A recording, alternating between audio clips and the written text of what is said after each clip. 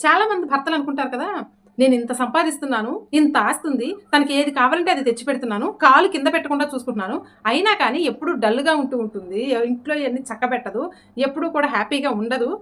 ఏమైంది ఆమెకి? ఏం తక్కువైంది?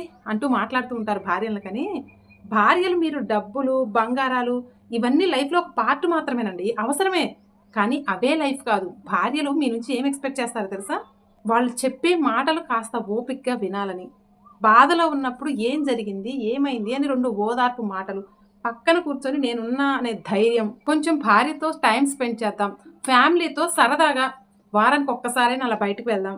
ఫ్యామిలీతో గడుపుదాం. అని ఇలాంటివే భార్యలు ఎక్కువగా ఎక్స్‌పెక్ట్ చేస్తారండి. మీరు బంగారాలిచ్చి, డబ్బులిచ్చి అసలైంది అంతకన్నా విలువైంది ప్రేమ ఇవ్వలేకపోతే, ప్రేమ మీరు ఎక్స్‌ప్రెస్ చేయలేకపోతే, ఇంక వైఫ్‌లు ఎలా హ్యాపీగా ఉంటారండి? కొంతమంది భర్తలు ఇది గమనించుకోరు. ఇంకొంతమంది భర్తలు ఇగోలతో చేస్తూ ఉంటారు. ఒక్క విషయం గుర్తుపెట్టుకోండి. భార్యాభర్తల మధ్య ఉండాల్సింది ఇగోలు కాదు. ప్రేమ, గౌరవం, నమ్మకం.